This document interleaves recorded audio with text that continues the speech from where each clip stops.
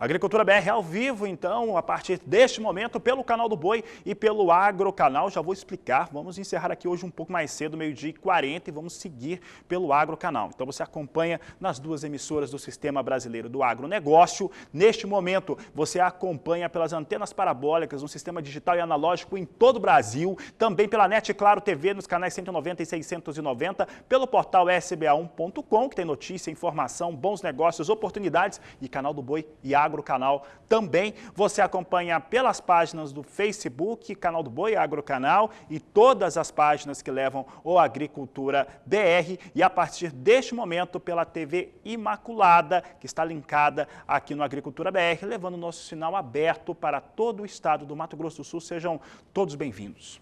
E olha, você tem acompanhado as altas para a soja em Chicago, aqui no Agricultura BR, são elevações realmente muito expressivas. Nós acompanhamos a última semana com um acumulado de alta na casa de 7,5% no mais curto prazo. Essa semana começou e não é muito diferente, as elevações continuam. E para falar a respeito deste assunto, eu vou conversar com o consultor internacional de agronegócio para agricultura, principalmente milho e soja, Steve Kesha, que está aqui conosco, fala ao vivo, direto de Malta, na Europa, falando um pouco a respeito do que vem acontecendo em Chicago. Steve, um prazer tê-lo aqui nos nossos estúdios mais uma vez, no nosso programa. Como é que você avalia esse momento para o mercado internacional da soja? Boa tarde, seja bem-vindo. Uma boa tarde, Fabiano, uma boa tarde a todos os telespectadores.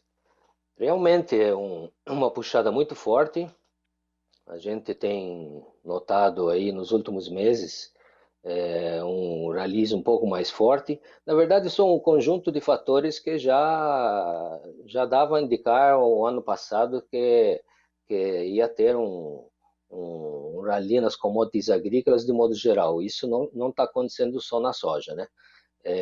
Soja e milho são os mais fortes, mas estamos vendo também óleo de soja, trigo, e fatalmente as outras commodities agrícolas também vão correr atrás.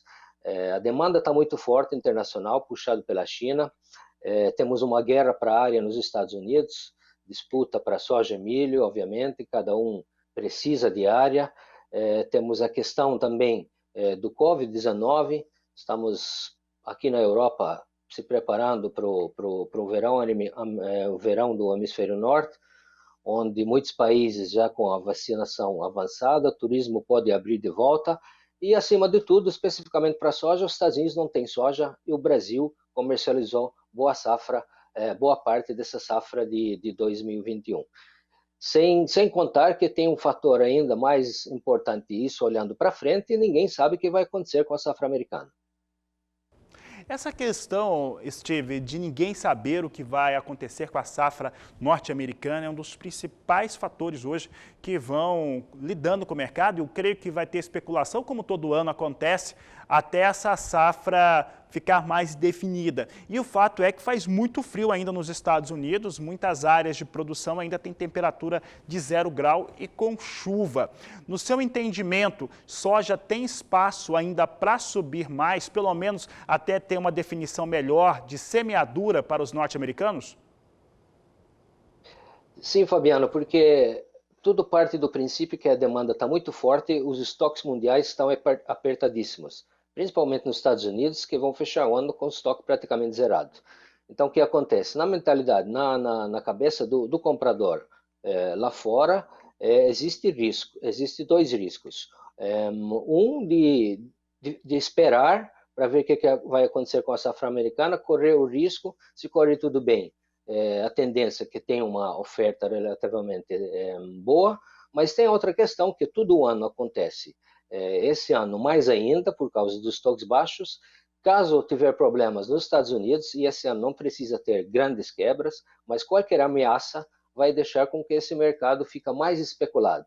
Então, os fundamentos estão fortes e justificam essa alta recente que tivemos, mas aí, agora o mercado entrou naquela fase de emoção, naquela fase de especulação, e justamente em função da safra americana, porque se não tiver uma safra cheia nos Estados Unidos, que o mundo está precisando no momento, do ponto de vista de consumo, daí vai ser um pânico geral a nível de comprador. Tanto é que a China já começou dando sugerimentos até para encontrar outros substitutos para a ração animal, a não ser milho e farelo de soja, porque estão sentindo realmente o aperto e o preço realmente está refletindo essa questão.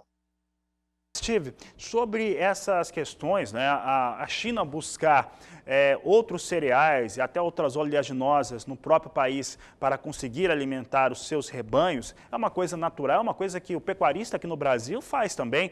Quando você tem uma quantidade maior de farelo de soja em determinada região, você dá farelo, quando é caroço de algodão e assim por diante. A China teria como substituir de uma maneira expressiva, ou pelo menos medianamente expressiva, principalmente soja na dieta dos animais, no caso dos suínos por lá? Bom, em escala expressiva eu diria que não, mas esse é o momento, do ponto de vista de consumo e demanda, de administrar uma crise. Então, qualquer volume, qualquer porcentagem vai fazer com que amenize um pouco. Um exemplo é o mercado de trigo, que a gente normalmente associa o mercado de trigo ao consumo humano, mas vários países estão usando o trigo ração, cevada também, cevada ração, sorgo e outros produtos assim. Inclusive, já tem rumores de que a China, que tem alguns estoques reguladores, vão colocar no mercado só para tentar aliviar essa questão da demanda, porque os preços subiram bem e não tem tanta oferta no mercado, seja no mercado americano ou até no mercado internacional de modo geral. Lembrando que a próxima safra do hemisfério norte, seja no países do Mar Negro ou no país da América do Norte, Estados Unidos e Canadá, só entra a partir de setembro. Então, esse momento aí, por isso que está tendo esse preço até na Bolsa de Chicago um pouco mais forte de subida nos preços, é como forma de racionar o produto. Como não tem suficiente, o único jeito de afastar o comprador é aumentando os preços. Voltando a essa questão, aliás, mudando um pouco a questão de consumo de fundamentos propriamente dito, a gente tem também a questão, como você falou no início, de preços quase historicamente altos. Então, do ponto de vista dos autistas, eu acredito que eles vão querer ver esse mercado quebrando os recordes, né? Aqui, de novo, esquecendo os fundamentos, só a parte técnica do mercado. Então, a puxada vai ser nesse sentido, de buscar os recordes que foram atingidos aí praticamente uma década atrás, em 2012, 2013. Isso não significa que os preços vão se manter ali, mas é onde está indicando que o mercado quer ir. Essa é a meta dos autistas. Steve, para encerrar a nossa entrevista, como que esse cenário que você acabou de descrever vai refletir sobre os preços da soja, principalmente aqui no Brasil e no Paraguai também? No Paraguai assiste muito a Agricultura BR, o canal do Boi. Como é que é o reflexo desse cenário todo de demanda forte, de preços altos para o produtor brasileiro e paraguaio principalmente? Bom, a gente está vendo, né? Os preços até na América do Sul têm subido de acordo com o que está acontecendo no mercado internacional. No Brasil, um pouco mais por causa da valorização do dólar, desvalorização do real. E a tonalidade vai ser essa, até porque a demanda para o produto na América do Sul vai ser forte. Provavelmente o Brasil possa entrar num período de entre-safra um pouco mais cedo do que também outros anos, porque outros países também estão preocupados. Eu vejo aqui nessa região do norte da África, Europa, todo mundo está preocupado de faltar produto para atender a população. E a gente lembra que aconteceu lá para os anos 2008, quando alguns países, principalmente do norte da África, os preços subindo, não tinha oferta para todo mundo e houve aquelas revoluções, aquelas questões geopolíticas, justamente em função da falta do produto. Então a preocupação é grande. Só que, de novo, tudo está indicando que essa alta, por mais que a gente pode ter uma correção no meio do caminho, até definir a safra americana, dificilmente o mercado tende a sair tão rápido e tão cedo. Tá certo, Steve. Eu agradeço a sua participação aqui no Agricultura BR, no canal do Boi. Um grande abraço a você. Um abraço a todos vocês e um obrigado pelo convite. Obrigado, Steve. Conversamos com o Steve Cash, ele que é consultor de agronegócios, mercado de grãos, falando ao vivo direto de Malta sobre Chicago, soja e os efeitos aqui no Brasil também. E é sobre este assunto que eu continuo falando agora, que nós vamos dar uma olhada como é que vem soja em Chicago. Chegou a abrir em queda, mas logo, olha só, volta para campo positivo. Ainda que agora esteja mais para uma situação, principalmente nas posições de julho e agosto, mais uma situação para a estabilidade, ainda assim vindo no campo de alta. Maio, 15 dólares 73 centes mais 2 o bushel. Julho, 15 dólares 39 centes mais 6. Agosto, 14 dólares 89 centes mais 4 por bushel. Setembro, 14 dólares 6 centes mais 4 por bushel. São os negócios que eu destaco agora com soja na Bolsa Norte-Americana de Chicago. E olha, uma das coisas que tem influenciado Chicago é exatamente o clima, e é por isso que chegou agora a hora do quadro Agroclima com Renata Ferreira.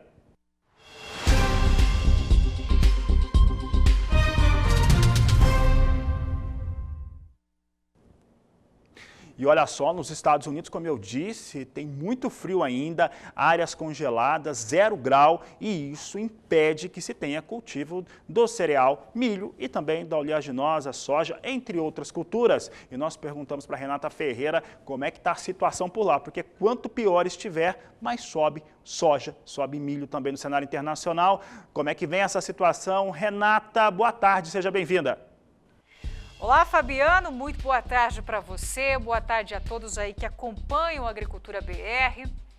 As condições severas do tempo nos Estados Unidos é uma preocupação aí para os produtores de grãos. O mercado do milho começou a semana com alta nos preços na Bolsa de Chicago, então vamos ver como fica a previsão para os próximos dias nas principais áreas produtoras.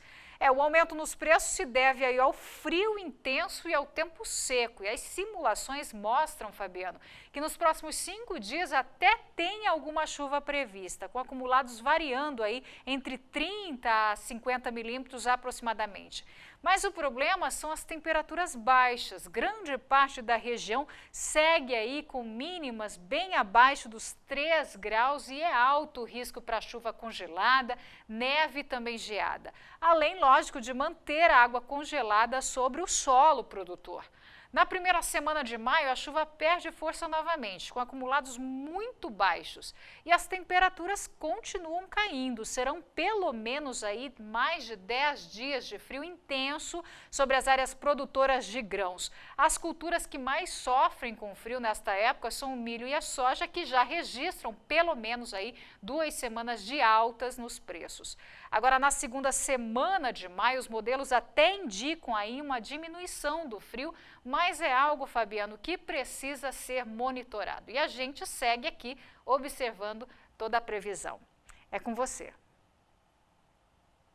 Está aí longe de se resolver a questão climática lá nos Estados Unidos, então, olha só, soja e milho no mercado internacional seguem com preços firmes e com tendência de alta. Dólar agora é o assunto da Agricultura BR, o dólar vem com ligeira queda de 0,17% a R$ 5,43 mais 9, e é sobre dólar e mercado financeiro que eu converso agora com Walter Pulga Júnior. Pulga, boa tarde, seja bem-vindo. Boa tarde a você, boa tarde a todos. Bom, como pudemos observar, você informou agora, o dólar recua. Neste momento, os números mudam muito rapidamente, viu, Fabiano? A 5,43 mais 80, o dólar cai menos, cai 0,17%. Mas continua em queda nos últimos dias. Quem acompanha a Agricultura BR tem percebido esse movimento de baixa. Agora, o que sustenta essa baixa é aquela acomodação com o orçamento da União, né? Isso traz a perspectiva de um equilíbrio mais adiante nas contas, alguns ajustes serão feitos, mas o importante é que há uma sustentação ainda para essa baixa contínua, né? Há vamos dizer assim, um estímulo para que essa baixa continue. Agora, isso depende de outros fatores, inclusive o andamento das reformas prometidas por líderes no Congresso Nacional. Se as reformas caminharem rapidamente, nós teremos aí uma valorização do real, portanto, mais uma baixa do dólar. Segundo o Banco Mizuho, o que acontece é que ainda temos o real muito afastado das demais moedas de países emergentes, uma defasagem aí de 12%, ou seja, ainda estamos muito acima, né? Deveríamos estar mais próximos aí da faixa de R$ 5,00 e não a 5,42, como hoje nós chegamos, até ligeiramente abaixo de 5,42. Enquanto isso, o que ocorre no índice Bovespa? O índice Bovespa continua patinando na faixa de 120 mil pontos, agora eu acompanho aqui aos 120.205 pontos, índice Bovespa recua 0,32%.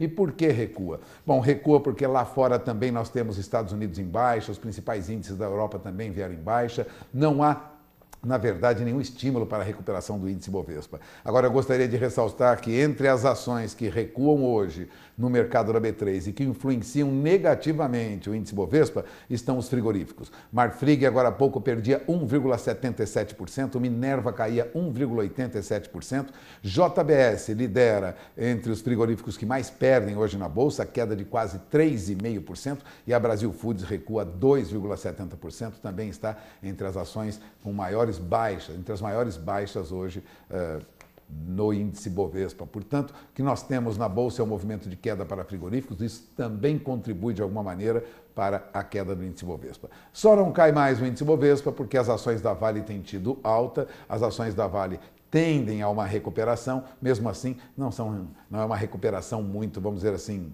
acentuada, né? De qualquer maneira, as ações da Vale ainda evitam uma queda maior do nosso índice Bovespa. De olho na informação, teremos muitas oscilações ainda nesse primeiro semestre e já está claro, vou repetir mais uma vez, que recuperação acentuada no mercado financeiro, valorização do real e alta na Bolsa fica mesmo para o segundo semestre. Fabiano, é com você. Obrigado, Pulga. Uma boa tarde a você. Por aqui eu destaco agora como é que vem os negócios com soja nos portos brasileiros. Para entrega em maio, Portos de Santos e Paranaguá, R$ 184,00 a saca de 60 quilos. Essa alta, aí, R$1 de alta na média, aqui na referência, de acordo com a Grandes Corretora, ela ocorre por conta do Chicago, que está disparando, continua com valor muito em alta, bem acima já de $15 nas posições de mais curto prazo.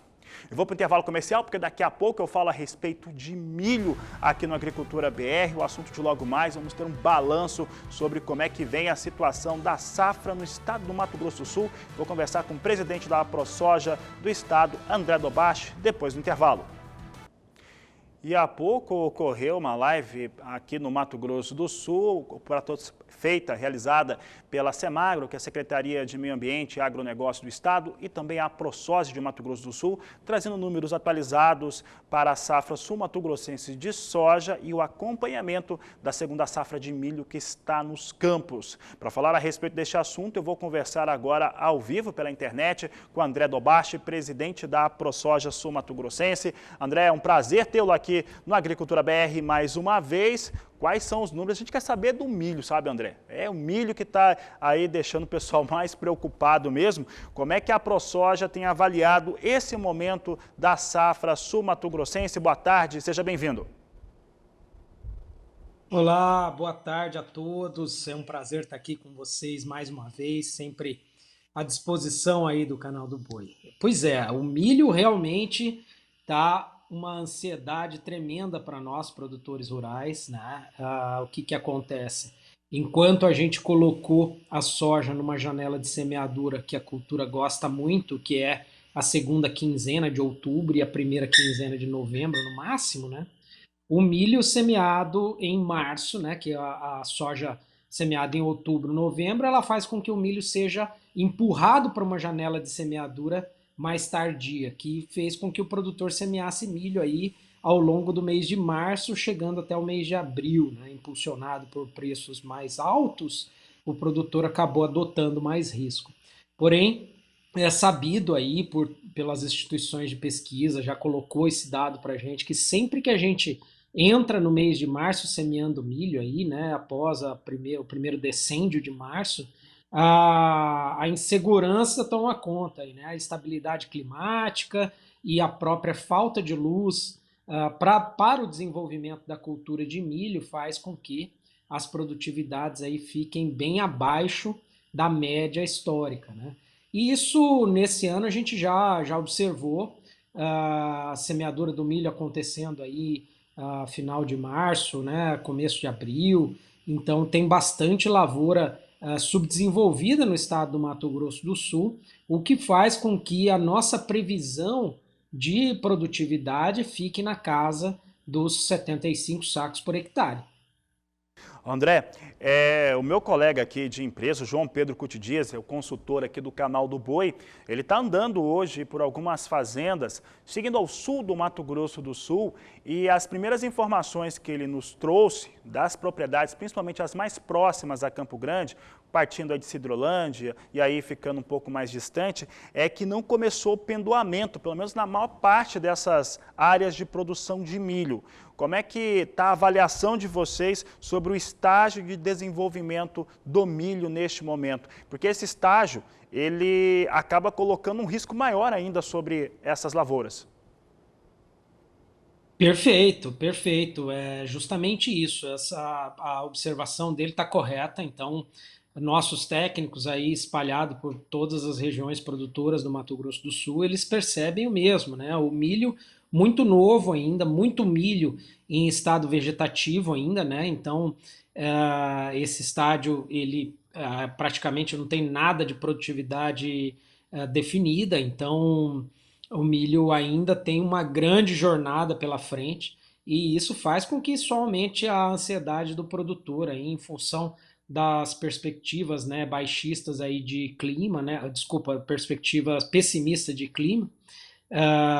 Então, a gente tem realmente uma insegurança muito grande, né? Uma falta de água, previsão de frio, né? Isso daí faz com que a gente fique dentro de uma ansiedade bastante grande.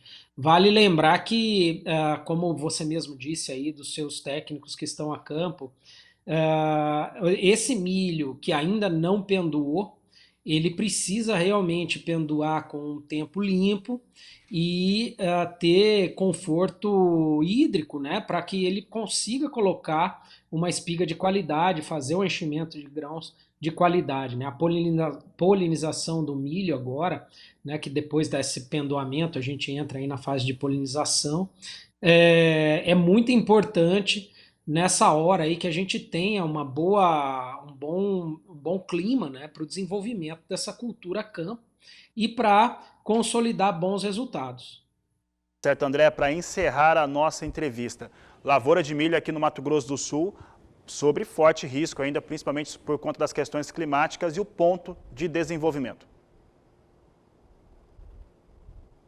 Bom, o desenvolvimento do milho hoje ele está entre V8 e R1, né? Nós não temos lavouras aí mais desenvolvidas do que isso, então a gente percebe aí, em termos gerais, né, poucas lavouras em ponto de enchimento de grão aí, que é a espiga formada e os milhos já em formação. Então nós temos praticamente a totalidade do milho sul-mato-grossense entre estádio vegetativo e pré-pendoamento, com algumas áreas aí mais ao norte do estado, já no enchimento de grão, mas são poucas aí em relação ao todo plantado no Mato Grosso do Sul. Nós ficamos aí em torno de 2 milhões de hectares de milho semeados no Mato Grosso do Sul.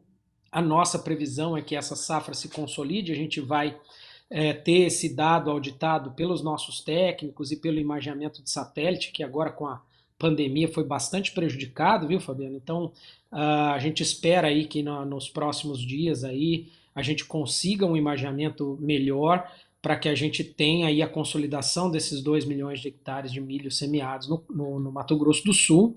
E a previsão é que a gente não fuja aí dos 75 sacos, esperando que a gente consiga incrementar essa produção de acordo com o desenvolvimento. Isso vai ser extremamente ditado pelo desenvolvimento do clima, né?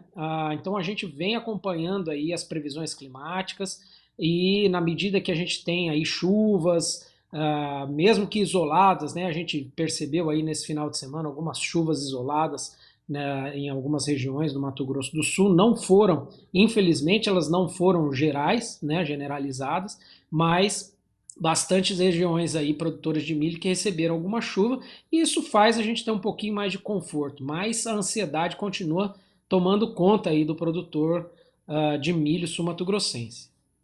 Tá certo, André Lobacho, obrigado pela participação aqui no Agricultura BR, no Canal do Boi. Uma boa tarde a você. Obrigado, conte sempre com a gente aí e vamos acompanhando essa safra de milho para que, se Deus quiser, tenhamos aí um bom resultado ao final. Um grande abraço, André. Bom, tá aí o André Dobache, presidente da ProSoja Mato Grosso do Sul, falando a respeito da produção de milho, e a questão está muito clara, né? Nós vamos continuar tendo problema em relação à oferta de milho, isso independente que tudo dê certo em todas as áreas produtoras. E é por isso que é tão importante investir em alimento na própria fazenda e genética. E genética é o assunto de agora no Canal do Boi. Olha só, o Agricultura BR nesse momento está sendo transmitido pelo Canal do Boi, pelo Agrocanal e a TV Imaculada. Você vai continuar acompanhando o Agricultura BR na TV Imaculada e no Agrocanal, além da internet. E aqui no Canal do Boi, você vai seguir daqui a pouco com o Genética BR. Então, me despeço dos nossos telespectadores no Canal do Boi, sigo no Agrocanal e na TV Imaculada. Uma boa tarde a todos no Canal do Boi e bons negócios.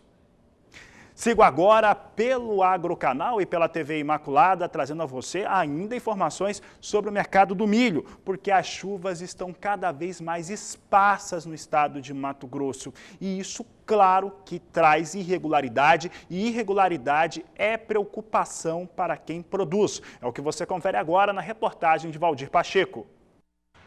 Na capital nacional do agronegócio, Sorriso, o plantio da cultura do milho segunda safra está um pouco ainda indecisa. Falta chuva, chove em algumas regiões e outras não. Quem vai nos falar melhor agora sobre o desenvolvimento dessa segunda safra é o nosso convidado de hoje, Silvano Felipeto, presidente do Sindicato Rural. Silvano, obrigado por aceitar a nossa equipe. Como é que tá? Tá meio conturbada ainda, não tem nada certo da cultura do milho segunda safra. Realmente, nós estamos um pouco preocupados devido ao grande atraso que houve desde lá do plantio da soja, né? Houve um atraso muito grande, consequentemente, no plantio da soja houve um acúmulo de colheita lá, final de fevereiro, e ali, bem na época que choveu muito aqui na região. Então choveu, houve percas por causa da colheita e também atrasou o plantio desse milho safrinha que está instalado agora. Felipeto, e justamente no período que o milho está pendoando, na formação da espiga, que ele mais necessita da água, né? Isso é preocupante porque vai comprometer com certeza a produtividade. Sim, isso que você está me falando eu vi ontem lá na minha propriedade. Ontem não, sábado, à tarde eu estava lá. Como a gente corre muito, eu tenho tempo para ir sábado e domingo na fazenda, né? Então sábado eu fui lá. As áreas que não estavam pendoando ou que já tinham pendoado e tinham um pouco mais de umidade estavam boas. Porém, exatamente isso que você fala, aquela que estava pendoando, começando a pendoar e sem água, essa estava mais sofrida. Você via que o milho enrolava mais a folha, o milho estava mais judiado. Ok, Felipeto, vamos torcer aí para que dê tudo certo, né? Que os produtores consigam ter uma boa produtividade, apesar do momento agora que o milho está com uma demanda muito grande, né? Produtores que já fizeram a venda antecipada vão ter que cumprir esses contratos, então a preocupação é muito grande, né? Sim, está acontecendo no milho o que aconteceu na soja, né? O produtor vendeu o milho lá, eu tenho um contrato meu que eu vendi faz mais de um ano já. Eu vendi em fevereiro de 2020, eu vendi milho para 2021. E esses são contratos de R$27, R$28. Um achaute aí então no preço. Exatamente, tem uma diferença de preço muito grande. Hoje tem milho na região entre R$70 e R$75, né? Claro, o produtor está preocupado, porém, ele vendeu aquilo que ele precisava para cumprir os seus compromissos. Ele vendeu isso aí por quê? Porque ele tinha conta para pagar. Ele tinha um custeio, ele tinha um adubo na trade que ele pegou, ele tinha uma semente na revenda. Então o produtor faz a dívida agora, ele já liga na empresa ou na cooperativa dele, trava o produto futuro para ficar amarrado em grão. Então ele sabe que ele tem X grão por hectare para entregar para pagar os custos dele ou as despesas dele no dia a dia. Então é isso que o produtor faz e eu acredito que tem que ser feito isso, o produtor não errou. Eu acho que fez o que tinha que ser feito. Por isso que Sorriso é o jeito que é na agricultura, sempre com muita sabedoria, amarrando as duas pontinhas aí para quando vier a crise e o preço cair, como a maioria das vezes aconteceu, o produtor não pegar de calça curta na mão aí e não ter travado o produto. Por isso que o produtor trava, entendeu? É isso que o produtor sempre fez e sempre está fazendo agora para fugir desses problemas de mercado de preço baixo. Claro, estamos vivendo algo atípico aí, em 2 anos já preços acima do mercado, né? Coisas que nós não víamos, mas graças a Deus está muito bom hoje para o produtor, mas ele tem essa conta para pagar. E o produtor tem que ficar atento ao quê? Aos custos da safra que vem. Nós estamos vendo sementes dobrando de preço, maquinário aumentando aí 30%, 40% o valor de uma colheitadeira, passando de R$1 milhão de um ano para o outro, valor a mais numa máquina que o produtor está pagando. Adubos, fertilizantes aumentando absurdamente, também 40%, 50%. químicos aumentando até de 15% a 20% a mais aí de uma safra para outra.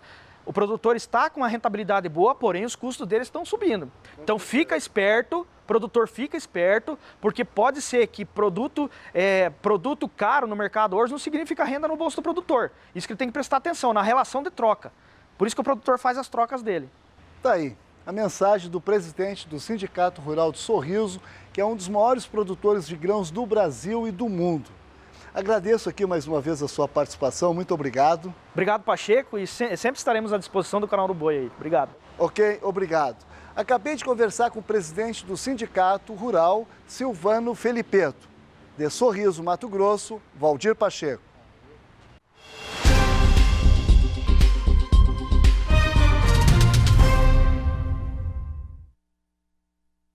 E olha, as chuvas na região centro-oeste do país vão ficar mais raras no mês de maio. É o que vai nos explicar agora a Renata Ferreira, que volta com a sua participação aqui no Agricultura BR. Renata? Fabiano, nos últimos dias do mês de abril e todo mundo quer saber como é que fica o mês de maio, né? Como já falamos aqui, estamos no outono e é natural que a quantidade de chuva vá ficando cada vez menor, principalmente no centro-oeste e no sudeste do país. Aliás, uma nova massa de ar seco avança no centro-oeste, mantendo o tempo seco em quase toda a região. Junto com o tempo seco, o ar frio avança e deixa as manhãs geladas no sul de Mato Grosso do Sul. Como a pouca chuva já era uma preocupação para os produtores do milho segunda safra, especialmente no estado do Paraná e também região centro-oeste, agora as atenções, Fabiano, devem ser redobradas, já que a previsão é de menos água que o normal para as áreas produtoras, viu? Vemos nesse mapa que o tempo firme também avança principalmente no Mato Grosso e também no estado de Goiás. Já a chuva vem volumosa entre a Baixada Santista, Rio de Janeiro, também no litoral desde Sergipe até Pernambuco e no norte da região norte, entre Amazonas e Roraima. Nas demais áreas do Brasil, apesar da chance de chuva, é isolada e passageira. É com você.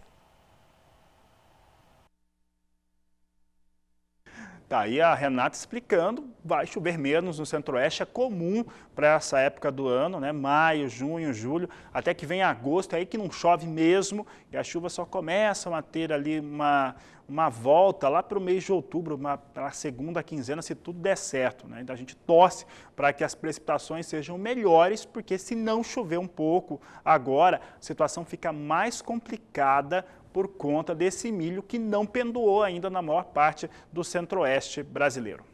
Fala agora de milho, só que lá nos Estados Unidos, Bolsa de Chicago, lá está tudo atrasado, semeadura de milho, de soja, e olha só o que a gente vê agora, né? Olha, nós estamos vendo neste momento, é claro que é o mais curto prazo, mas veja só, maio estourou a marca, né, o teto de $7, chega a $7,03 mais 6 o bushel. Minha gente, esse valor é o dobro do que nós víamos há pouco tempo atrás, há cerca de 14 meses, esse valor aqui é mais que o dobro do que a gente estava acostumado a ver, $7,03 mais 6 o bushel. Julho, $6,64 mais 6. Setembro, $5,97 mais 6 o bushel, as demais posições se aproximando de 6, né? Dezembro também é $5,72 mais 4 por bushel, altas fortes, relevantes para milho em Chicago, nada segura milho neste momento, seria o destaque que eu falaria aí sobre esse milho que não para de subir.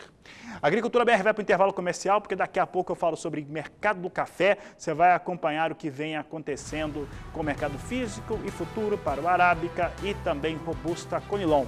Eu volto já. E o adido agrícola do Departamento de Agricultura norte-americano na Argentina trouxe previsões para a safra 2021-2022 de trigo.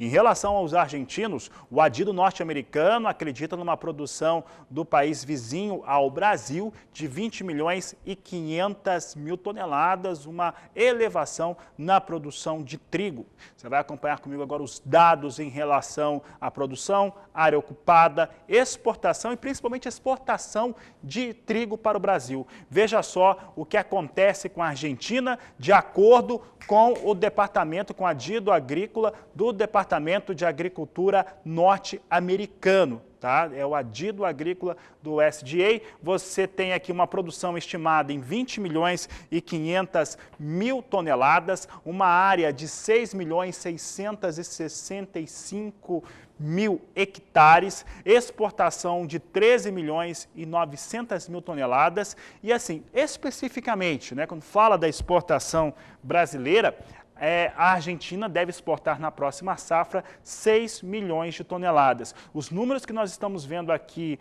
para o trigo na Argentina, com exceção do Brasil, que todo ano é essa situação mesmo, de 6 milhões, ou próximo a isso, todos os números são recordes, inclusive essa exportação geral chegando próximo a 14 milhões de toneladas.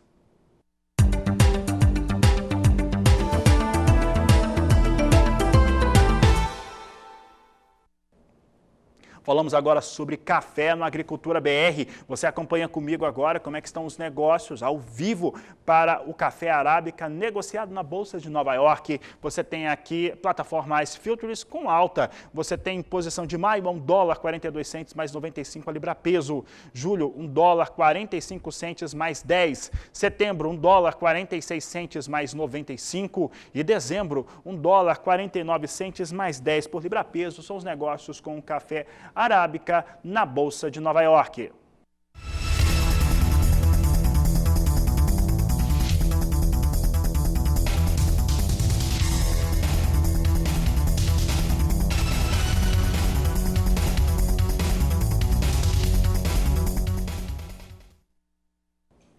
Falamos agora do café robusta, negociado na Bolsa de Londres. Você acompanha comigo agora as posições de curto prazo. Você tem aqui robusta também em alta no dia de hoje e as posições acima de $1.400. Posição de maio, $1.421 a tonelada, com alta de 1,57%. Julho, $1.450, alta de 0,69%. Setembro, $1.472, elevação de 0,82%. E novembro, $1.489 a tonelada, alta de 0,88%.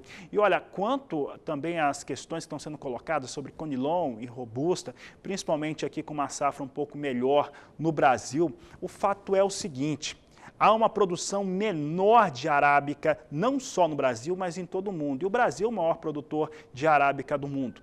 Então, o que nós temos? Uma tendência de elevação dos dois cafés. O arábica, com uma produção menor, tende a puxar o preço. Primeiro que ele sobe mesmo e acaba puxando também o robusta. Por quê? Porque em muitos países, para muitos produtores, né, países que fazem o manufaturamento do café, o blended, que é a mistura do arábica com robusta, vai ter que ocorrer também, e isso faz com que, mesmo que tenha uma disposição melhor de robusta no mundo, o café siga subindo.